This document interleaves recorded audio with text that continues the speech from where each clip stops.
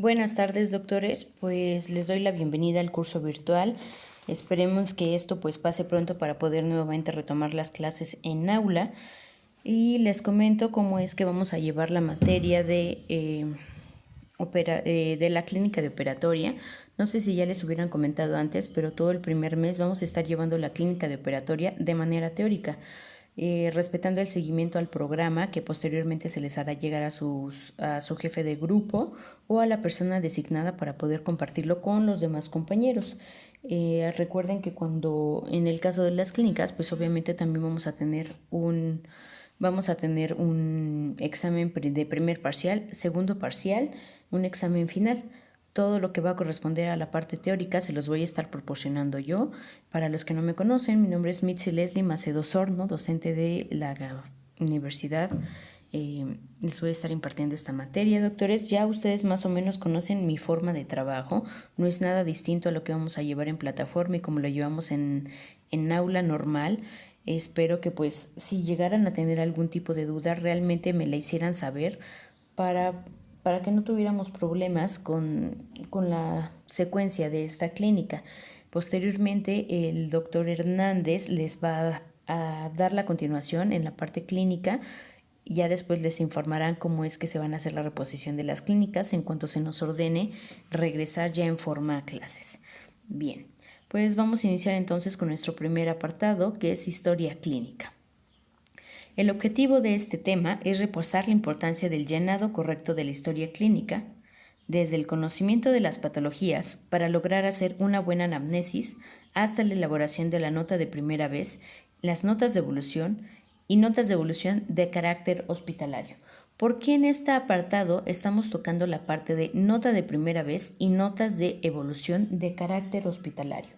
Una nota de primera vez, según la historia clínica y de acuerdo a la normativa que nos rige, es decir, la norma 004 SSA 2005, dice que las notas de evolución de primera vez deben de incluir todo como tal un resumen de todo lo que se registró la primera vez con el paciente, es decir, desde su identificación hasta el interrogatorio por aparatos y sistemas. Y la siguiente parte dice las notas de evolución de carácter hospitalario. Estas notas de evolución de carácter hospitalario no es como normalmente ustedes las elaboran en clínica. Recuerden, doctores, que para una nota de carácter hospitalario deben incluir el tratamiento que se le realizó al paciente, de ser posible el instrumental empleado, anestésico, tratamiento realizado y la firma del paciente para que sepamos que el paciente está de acuerdo con el tratamiento que se le realizó. Bien. Ahora vamos a definir lo que es historia clínica. Historia clínica, según la normativa, es aquel documento de índole médico-legal cuya función es recopilar los datos clínicos de un paciente. Va a haber o vamos a conocer tres tipos de historia clínica, que es la cronológica, la orientada a problemas de salud y la protocolizada. Las partes de esta van a ser la ficha de identificación, recolección de signos vitales, interrogatorio, inspección por aparatos y sistemas, exploración física, odontograma, consentimiento informado, contratos de servicios odontológicos, notas de evolución y registro de pagos y tratamientos. Falta aquí un pequeño documento que aún está por terminar de aprobarse por parte de sector salud, lo cual cambiaría a la norma 004 SSA 2005 a 004 SA 2020. Este apartado o este último documento se llama consentimiento o reporte de no aceptación de tratamiento. ¿En qué consiste este documento? Este documento de no aceptación de tratamiento nos va a ayudar a respetar la decisión del paciente de ser o no ser atendido. No es para todos los pacientes, no aplica con todos los pacientes. ¿Qué tipo de pacientes es a los que se les va a aplicar este último documento? Pacientes pediátricos, pacientes con capacidades diferentes y pacientes geriátricos. ¿Por qué? Porque en este caso normalmente siempre van a depender de un tutor legal. No es lo mismo que un tutor legal diga sí acepto el tratamiento para mi paciente a que el propio paciente desee por sí mismo aceptar el tratamiento. Esto normalmente termina o se incluye este documento por las múltiples demandas de fallos o negligencias médicas en cuanto a los que cometidas por una falta de disposición a la cooperación de los post-tratamientos, los tutores realizaban.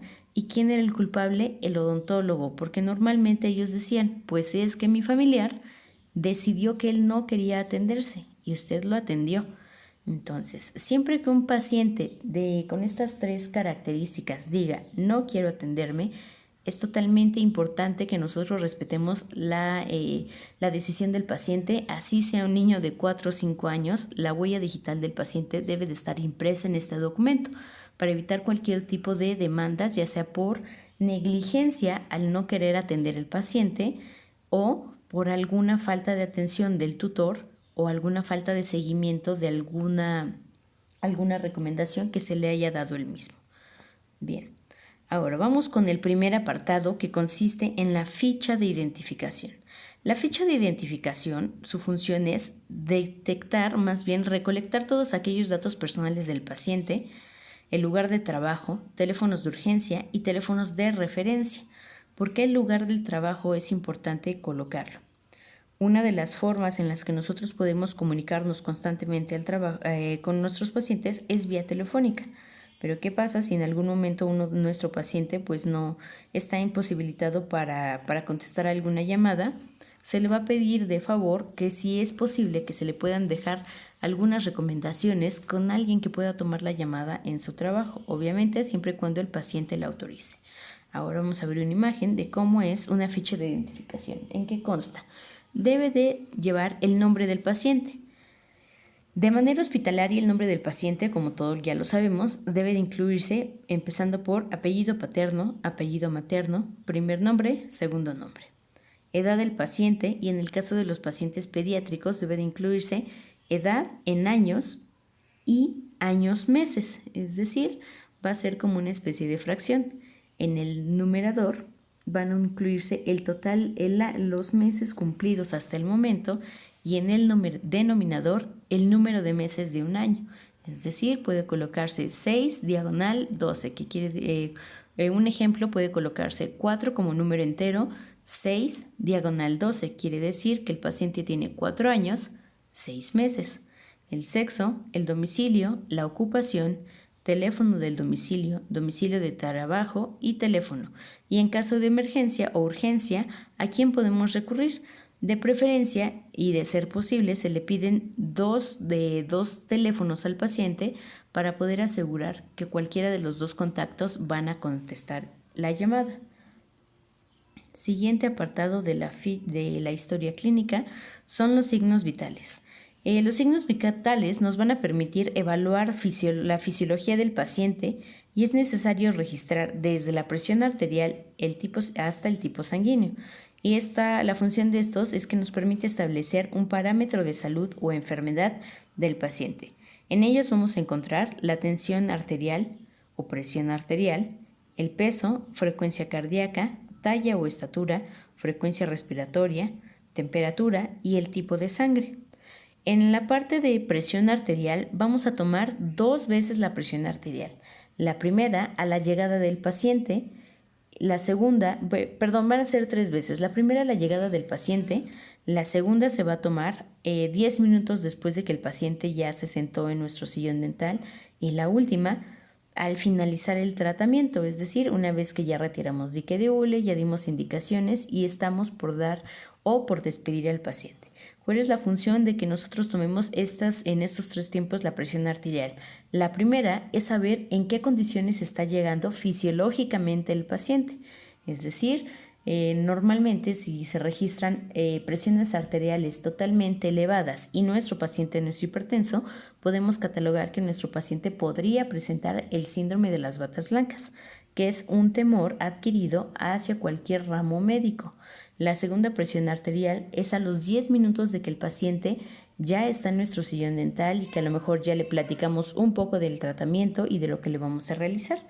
Ahora, ¿en qué consiste y para qué sirve tomar la presión 10 minutos después? La presión se toma 10 minutos después porque normalmente es el tiempo en el que tarda el corazón en relajarse después de haber sufrido algún desequilibrio o una emoción fuerte.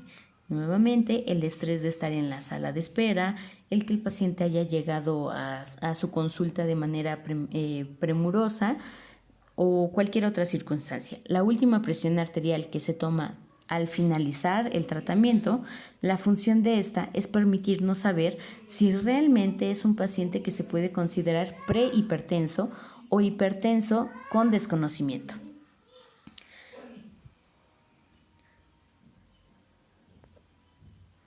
Bien, vamos a el interrogatorio. Una de las funciones es conocer el estilo de vida del paciente para determinar sus repercusiones en la salud.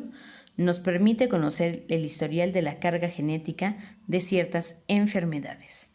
Ahora, el interrogatorio va a llevar los siguientes datos. El primero es el motivo de la consulta: antecedentes heredofamiliares, antecedentes personales no patológicos, antecedentes personales patológicos, antecedentes quirúrgicos, antecedentes hospitalarios, consumo actual de medicamentos. En este espacio vamos a colocar nombre y dosificación en caso de que lo lleve, antecedentes alergénicos, antecedentes anestésicos, antecedentes traumáticos, presencia de hemorragias o sangrados excesivos y, en el caso del sexo femenino, la edad a la que fue la menarca, fecha de último periodo, fecha de última menstruación, número de gestaciones, partos, cesáreas y abortos. Ahora, vamos a revisarlo de manera detenida y punto por punto. En el caso del interrogatorio, en el motivo de la consulta, vamos a colocar de manera verbal y textual la razón por la cual el paciente está asistiendo a nuestro consultorio dental, con las mismas palabras que el paciente lo está refiriendo. Eso pues no vamos a cambiarlo por la mnemotecnia de uso médico, es decir, no vamos a colocar odontalgias ni cualquier término médico. Es ver de manera verbal lo que el paciente está expresando: dolor de muela, hinchazón, salida de pus, sangrado de encías, etcétera, etcétera. En antecedentes heredofamiliares se van a colocar los antecedentes únicamente de enfermedades, 2 generaciones arriba y 2 generaciones abajo del paciente, es decir, desde los abuelos, padres, hijos y nietos, si es que tuviera el paciente. ¿Cómo lo vamos a colocar? De la misma manera en la que se llena el nombre. Vamos a iniciar por el abuelo paterno. Entonces, un ejemplo de ello: abuelo paterno, si es que tuviera una enfermedad, se va a registrar la enfermedad, si el paciente está vivo y si está controlado de la enfermedad. Posteriormente, abuela paterna, mismo procedimiento. Si es que tiene alguna enfermedad, si el paciente está vivo o finado en caso de que ya haya fallecido, y si está vivo y tiene una enfermedad, si la enfermedad está controlada. Posteriormente, abuelo materno y abuela materna. Ejemplo: abuelo paterno, vivo, cursa actualmente con diabetes mellitus, controlada. Abuela paterna, finada, causas EPOC o enfermedad pulmonar crónica obstructiva. Abuelo materno, finado, causas complicaciones de hipertensión. Abuela materna, viva, sin enfermedad aparente o sin patología aparente. Es muy importante que ustedes sepan que por ningún motivo se debe de colocar si los pacientes o familiares están sanos o enfermos. ¿Por qué? Porque no los conocemos realmente, entonces únicamente se coloca sin patología aparente. Segunda rama, dice que vamos a ir 2 generaciones arriba, 2 generaciones abajo. Entonces vamos con la segunda rama de un árbol genealógico que corresponde a los padres. Padre, vivo, sin patología aparente. Madre, viva, actualmente cursa con tratamiento para cáncer cervicouterino, detectado hace 3 años. Hijos. Cuando son demasiados hijos, solamente se va a colocar el total de hijos y se va a registrar el número de y el total de hijos, eso incluido En caso de que ustedes fueran, la historia clínica fuera de ustedes y fueran a hacerse su propia historia clínica, en el caso de los hijos, ustedes se van a contar como un hijo. Ejemplo, número de hijos en número de 3, número de hijos en número de 4. Ahora se va a registrar el total de los hijos. Si existiera alguno de los hijos con alguna patología, no vamos a ir numerando todos y cada uno de los hijos, solo vamos a hacer referencia a la posición en número que ocupa el hijo que esté enfermo. Ejemplo, hijos en número de 5.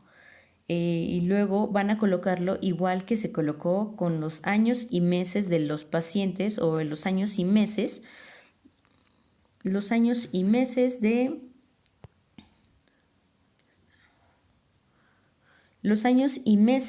de nuestro paciente pediátrico. Ejemplo, lo voy a colocar aquí abajo, hijos en número de 4. De esos 4, el tercer hijo, es decir, el tercero de 4 hijos, es el que tiene una patología. Por lo tanto, el 3 de 4 tiene hipertensión arterial sistémica, está vivo, controlado. ¿De acuerdo?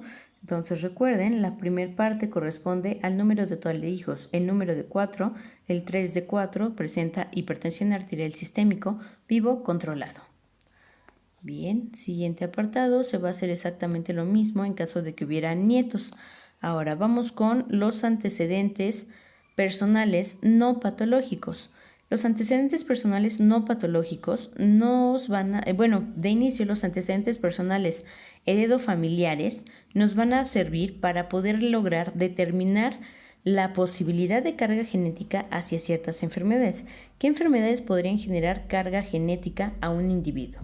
Diabetes. Las enfermedades que pueden generar carga genética son diabetes mellitus, hipertensión arterial, lupus,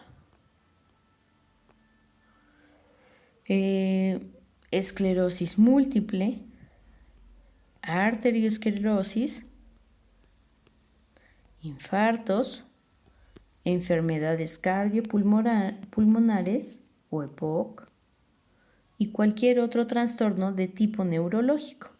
Entonces, por esa razón es importante detectar y registrar todos y cada uno de los antecedentes familiares o heredofamiliares de los pacientes. Recuerden, únicamente van a ser familiares en línea directa, les repito, abuelos, padres, hijos y nietos. En este apartado no vamos a meter ni tíos, ni tías, ni sobrinos, ni nada más, solamente familiares en línea directa. Antecedentes personales no patológicos, ¿cómo los vamos a registrar? Los antecedentes personales no patológicos vamos a colocarlos de la siguiente manera. Primero vamos a iniciar con el lugar y origen de residencia del paciente.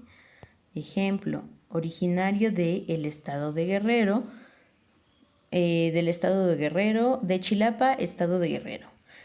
Lugar de residencia, Toluca, estado de México. U otro de los ejemplos, originario de Fresnillo, Zacatecas. El lugar de residencia, Toluca, estado de México. ¿Por qué es importante registrar el lugar de residencia, el lugar de nacimiento, aun cuando el paciente tiene años sin vivir ahí? Recuerden que vamos a tener enfermedades de tipo enfermedades de tipo endémico. A nivel bucal, una de las más comunes que podemos encontrar es la fluorosis.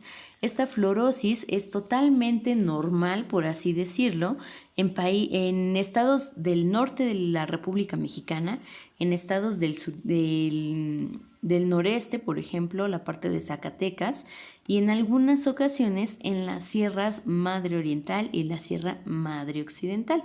Entonces es importante saber de dónde viene el paciente para saber si su padecimiento es adquirido o es genético. Ahora es primero lugar y origen de residencia. Estado civil. ¿Por qué es importante saber el estado civil de un paciente?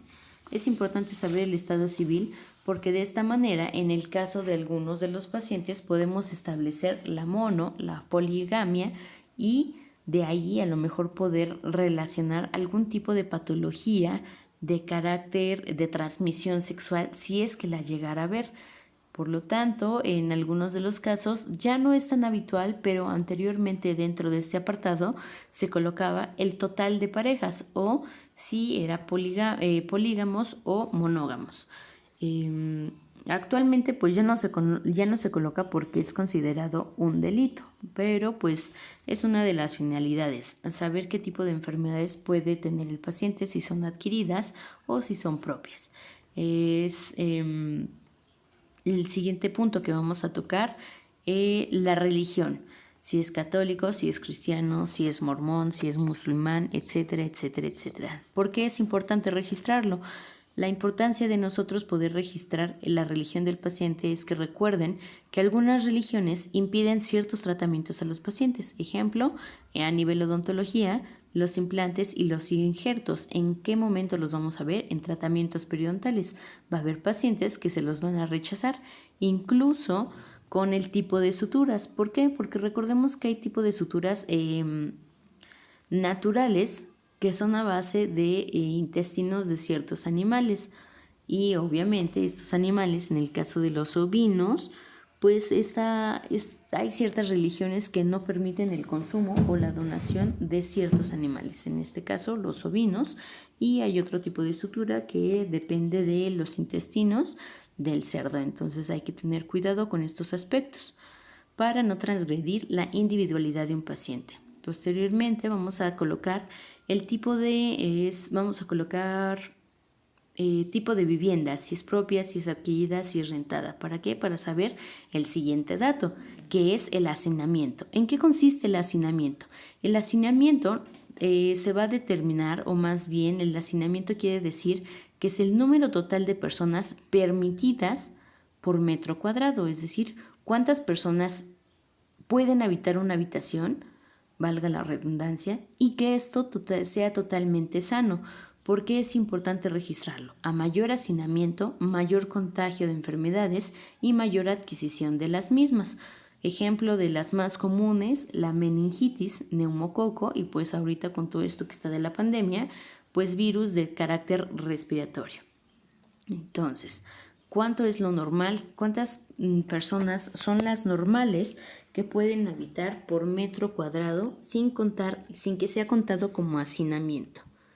Aproximadamente por cada metro cuadrado debe de haber una coexistencia de máximo 2 personas. Por lo tanto, en una habitación de 4x4, ¿cuántas personas podrían estar habitando aproximadamente sin que se considerara como hacinamiento?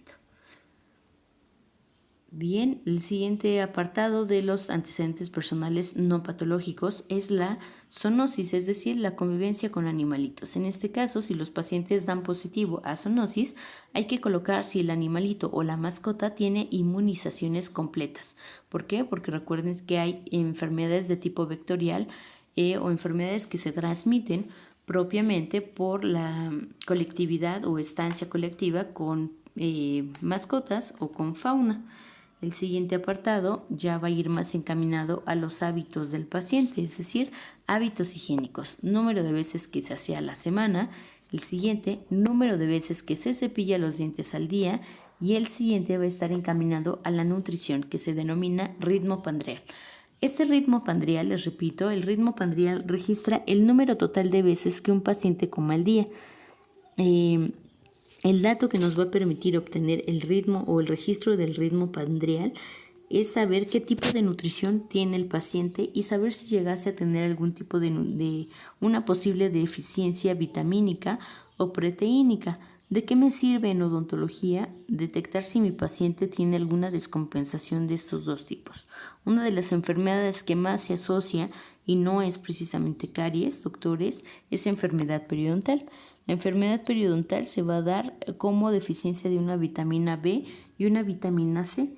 Normalmente cuando hay pacientes que comen más alimentos básicos, es decir, por ejemplo, más proteínas, tienen mayor tendencia a adquirir enfermedad periodontal. ¿Por qué? Porque normalmente la proteína o las fibras de la carne magra se llegan a incrustar y empiezan a ser factores de atracción o factores de atracción principalmente, o factores que puedan propiciar la formación de sarro, cálculo dental y placa dentobacteriana. Hasta ahí vamos a dejar la parte de los antecedentes personales no patológicos. Recuerden que deben de registrarlos de manera puntual. En la siguiente va a ser antecedentes personales patológicos. En este apartado de los antecedentes personales patológicos vamos a tratar de determinar, más bien a tratar de registrar todas y cada una de las enfermedades de las cuales nuestro paciente se pueda acordar desde la infancia. En el caso de haber presentado varicela, viruela, escarlatina y demás, si llegaron a presentar más de 2, no es que las vamos a registrar de manera puntual, se van a registrar todas en conjunto bajo el carácter de enfermedades, fiebres exantemáticas propias de la niñez.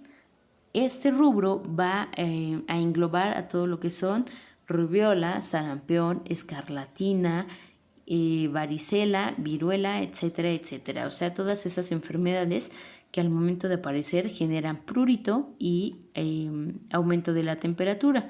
Posteriormente se va a colocar si tiene o no tiene secuelas, o si dejó o no dejó secuelas esta enfermedad. ¿Qué tipo de secuelas pudo haber dejado? Sordera,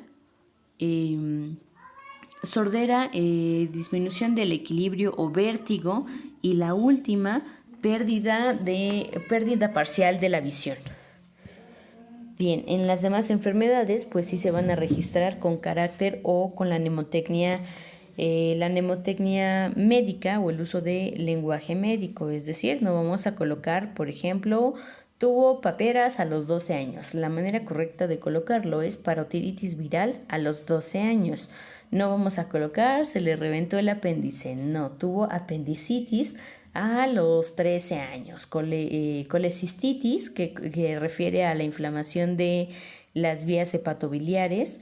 ¿Qué otra puede tener? Nefritis, que es la inflamación de la zona de la zona glomerular, producción de cálculos renales, etcétera, etcétera, etcétera. Todos y cada una de las patologías que se registren aquí deben de ser con el nombre médico de la patología y adjunto a ello la edad a la que el paciente la adquirió.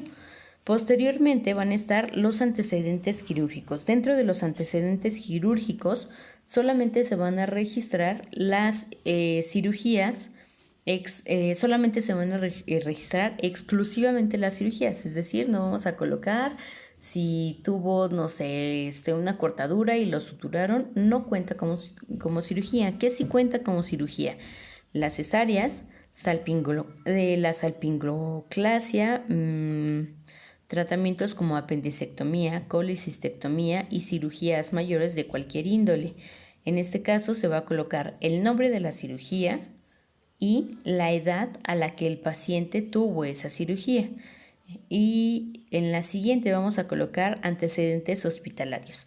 Este apartado de antecedentes hospitalarios comúnmente es muy fácil de llenar, porque normalmente los pacientes que tienen cirugías pues comúnmente son hospitalizados. Por lo tanto, si tuvo más de un antecedente quirúrgico, es lógico que vaya a tener más de un antecedente hospitalario. Por lo tanto, lo vamos a llenar. Si tuvo más de una cirugía o tuvo una cirugía, la forma correcta de llenarlo es antecedentes hospitalarios positivo por razones o por antecedentes quirúrgicos. Fin. Si no tuvo antecedentes quirúrgicos, pues sí es importante preguntarle al paciente, porque a lo mejor son hospitalizados por fiebres, por alguna otra causa que no tenga nada que ver con la cirugía. Si no tuvo en ninguno, pues obviamente se le va a colocar interrogado y negado. La siguiente es: ¿consume actualmente medicamentos? Sí y no. Si su paciente dice que sí consume algún tipo de medicamentos, hay que colocar por completo la farmacología empleada, es decir, nombre del fármaco, dosis y posología, es decir, cada cuánto está consumiendo el medicamento. Antecedentes alérgicos. Los antecedentes alérgicos se van a registrar por alimentos, sustancias, narcóticos, soluciones y medicamentos. Antecedentes anestésicos. Si los antecedentes anestésicos tienen que ver con la cirugía, es igual que los mismos que los antecedentes hospitalarios. Positivo a causa de cirugías mencionadas anteriormente. Siguiente, antecedentes traumáticos. ¿Qué nos va a contar como antecedente traumático? Todo aquel percance que haya generado la pérdida de continuidad o disfunción de algún miembro, es decir, desde un esguince de primer grado hasta una fractura con minuta. La siguiente, hemorragias o sangrados excesivos. Este dato nos puede dar pauta y acompañado posteriormente del interrogatorio por aparatos y sistemas y el ritmo prandial, a poder determinar si el paciente puede llegar a presentar o es que llegase a presentar alguna enfermedad de carácter hematológico y que no ha sido diagnosticada. Ojo, podemos más o menos determinar que el paciente pudiese llegar a tener la enfermedad, es decir, establecer un diagnóstico presuntivo. Lo que no podemos dar es dar ese diagnóstico presuntivo al paciente, es decir, determinar si el paciente tiene leucemia, tiene anemia, tiene algún otro tipo de padecimiento. ¿Por qué? Es presuntivo porque nosotros no tenemos ningún tipo de análisis de laboratorio en mano. Esa es la primera. Y la dos, porque no somos personal calificado para poder dar diagnósticos de esta índole. Entonces, sí podemos hacer a lo mejor la recomendación. ¿Sabe qué, señor? Yo considero que es importante que solicite unos estudios, una biometría hemática a su médico por la historia clínica que presenta. Fin. Entonces, el siguiente apartado nos va a llevar a los antecedentes ginecobstétricos. Vamos a tener 3 apartados superiores. El primero que corresponde a la menarca. Normalmente, pues es lógico que que nadie se acuerde del día exacto cuando fue su primera menstruación. Sin embargo, sí pueden recordar los años que tenía la persona cuando fue la primera menstruación. El segundo es fecha de último periodo y fecha de última menstruación. Aquí puede entrar en controversia porque muchas personas podrían pensar que fecha de último periodo y fecha de última menstruación es lo mismo. Sin embargo, la fecha de último periodo se va a manifestar a pacientes femeninas, obviamente, que siguen teniendo periodos menstruales. Es decir, si el periodo menstrual se presentó en el mes de, no sé, de febrero, entonces se va a registrar el día, 11 del 02 del 2020. Esa fue la fecha del último periodo. Fecha de la última menstruación, al igual que la menarca, esta va a ser, no puede registrarse con una fecha completa. Puede registrarse, por ejemplo, puede registrarse año, mes y día, o solamente mes y año, o solamente la edad que tenía el paciente. ¿A qué se refiere? A la última vez que la paciente tuvo una menstruación. ¿A qué pacientes compete? Pues obviamente pacientes que ya están en el climaterio o ya pasaron su edad reproductiva. Y la última, número de gestaciones, partos, cesáreas y abortos. El número de gestaciones es el total de embarazos que tuvo la paciente. De esos embarazos vamos a registrar cuántos fueron partos naturales, cuántas fueron cesáreas y cuántos fueron abortos. Bien, ahora viene la parte interesante. Vamos a hacer la inspección por aparatos y sistemas. Vamos a iniciar siempre con sistema circulatorio. La primera, anótenlo por favor, es insuficiencia cardíaca. Les voy a ir colocando, no se los puedo dar por escrito, pero por favor hagan una nota con la definición de cada una de las enfermedades. Es importante que coloquen la nota porque así ustedes van a poder explicar a los pacientes la diferencia entre una y otra patología. La primera, insuficiencia cardíaca. ¿Qué es la insuficiencia cardíaca? La insuficiencia cardíaca es una afección en la cual el corazón ya no puede bombear sangre rica en oxígeno al resto del cuerpo en forma eficiente. Y esto hace que tengamos síntomas en el resto del cuerpo. ¿Qué tipo de síntomas? La insuficiencia cardíaca se va a manifestar como un ritmo cardíaco acelerado, fatiga, dificultad para respirar, inflamación en los miembros inferiores principalmente, y en algunos de los casos los pacientes podrían presentar edema facial. Este tipo de patología normalmente es común o tiene una predilección de género. Es más común en el género masculino que en el género femenino. Bien, siguiente patología va a ser ataque al corazón. Ataque cardíaco, ataque al corazón o infarto, bueno, más bien un ataque al corazón, sí tiene que ver con lo mismo que un ataque cardíaco, pero es totalmente diferente a un infarto. ¿Cuál es la diferencia entre uno y otro? Un ataque cardíaco o un ataque al corazón es el paro súbito. El paro va a ser un paro súbito que a veces puede ser fulminante en el caso de los niños. Como tal, en un ataque cardíaco les voy a dar la definición.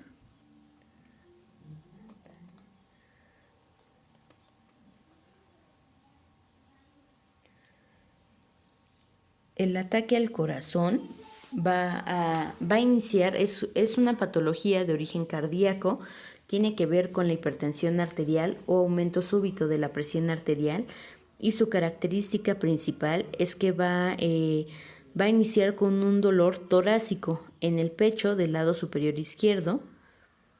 Es un dolor de tipo opresivo y no se refleja en ninguno de los miembros.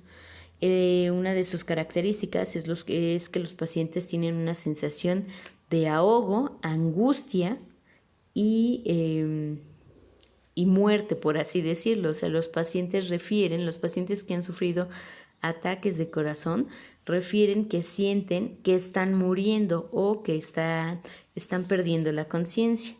La siguiente va a ser la angina de pecho. ¿Qué es la angina de pecho? También también va a ser una de las patologías más comunes a nivel circulatorio, y su definición es la reducción del flujo sanguíneo al músculo cardíaco. Sus características es un dolor de tipo opresivo en la parte del apéndice sifoides, es decir, en la parte inferior al corazón, al esternón. Siguiente, esta está acompañada normalmente de diaforesis o sudoración fría. El siguiente punto es el infarto al miocardio. El infarto al miocardio su definición es la obstrucción que interrumpe el suministro de sangre a las fibras del músculo cardíaco. El infarto puede ocurrir cuando un coágulo de sangre o trombosis coronaria obstruye una arteria estrechada. Si se dan cuenta, un ataque al corazón no es lo mismo que un infarto. Un ataque al corazón normalmente se va a dar por elevaciones súbitas de presión arterial y descontrol de las mismas. En el caso del infarto, está más encaminado a que haya una obstrucción a las arterias como tal. Esto es lo que nos va a dar como tal un infarto. El soplo cardíaco, que es la siguiente, se refiere a van a haber dos tipos, que son soplos cardíacos funcionales y parafuncionales. Los soplos cardíacos funcionales son ruidos anómalos, pero no malignos del corazón. Es decir, es el sonido que caracteriza, en el caso del soplo, es el sonido de la sangre que fluye a través del corazón. Por eso dice que hay soplos cardíacos funcionales, que puede ser cuando hay una especie de regurgitación en la sangre que va directamente hacia el corazón y posteriormente toma su flujo sanguíneo normal. Eso es lo normal, es decir, que no está generando ninguna patología que ponga en riesgo a la vida del paciente. Los soplos cardíacos parafuncionales van a ser todos aquellos que por alguna falta de desarrollo en el músculo cardíaco puedan llegar a poner puedan llegar a poner en riesgo la vida del paciente, es decir, que alguna válvula no esté sellando por completo o esté rasgada o que haya un reflujo sanguíneo no habitual. Normalmente los soplos cardíacos funcionales son demasiado comunes en pacientes que hacen actividad física, ejercicio o incluso pacientes atléticos. La característica física, si es que tuviéramos la oportunidad de ver una ecografía, un ecocardiograma, es que el corazón presenta cardiomegalia no patológica, es decir, crecimiento del corazón por sobreestimulación. La siguiente va a ser la fiebre reumática. ¿A qué se va a referir la fiebre reumática? La fiebre reumática es una enfermedad de carácter inflamatorio que tiene que ver con el decaimiento del sistema inmunológico. Se puede presentar después de una